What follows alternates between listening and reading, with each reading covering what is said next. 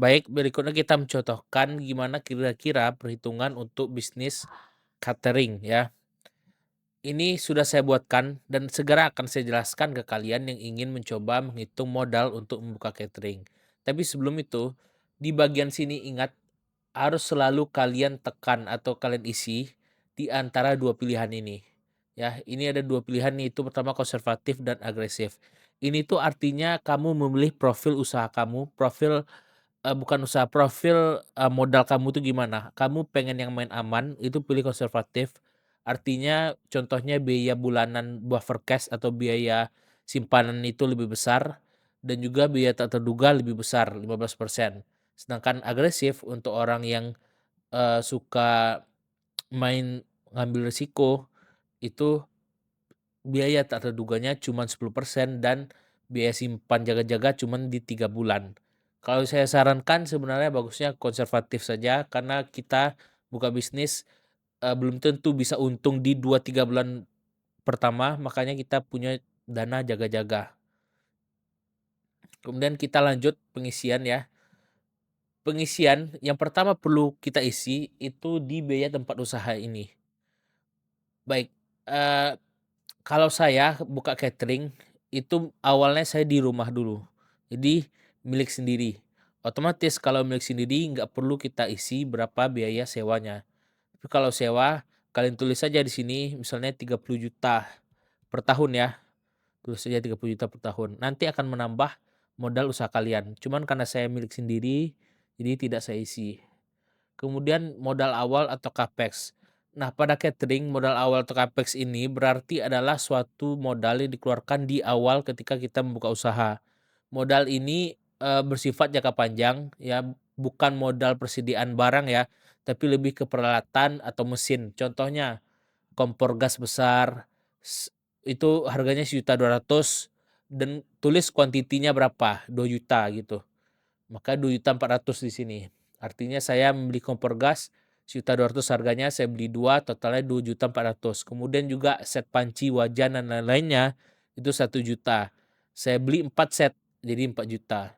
Nah, begitu juga misalnya, persediaan catering set peralatan makan ini ya, sendok ini, itu harga 125.000 satu set, saya beli 20 set, totalnya 2.500.000.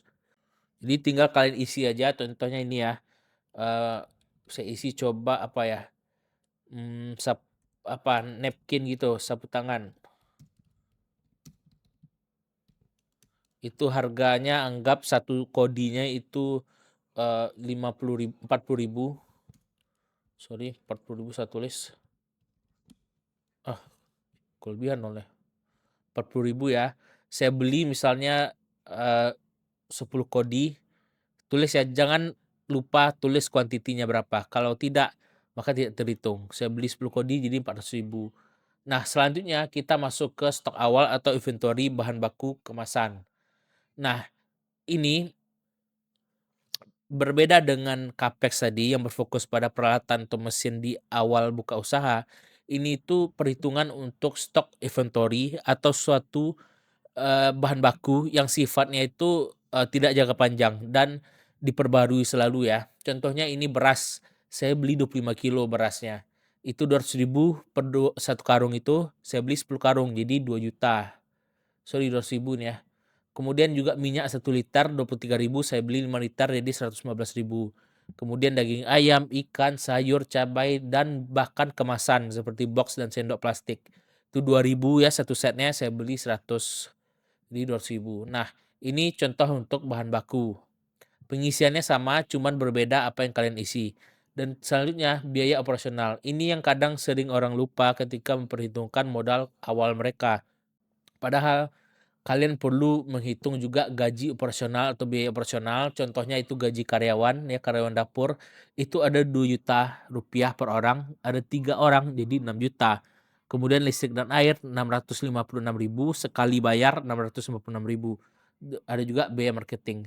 Cuman saya ingin nambah di sini ya, gaji karyawan itu karyawan lapangan gitu, lapangan 7.500.000, 2 orang aja. Nah, akan otomatis menambah di biaya operasional bulanan kalian. Kita ke atas lagi, Di sini otomatis sudah terupdate. Di sini mengambil semua data yang kalian update tadi dan ditambahkan dengan biaya buffer cash atau biaya buffer cash ini perhitungannya biaya operasional dikali 5 bulan dapat 50.780.000 ditambah juga 15% biaya tak terduga. 15% ini berasal dari modal awal. Untuk di awal biaya operasional ini kita gabungkan ya dan dikali 15% dapat segini.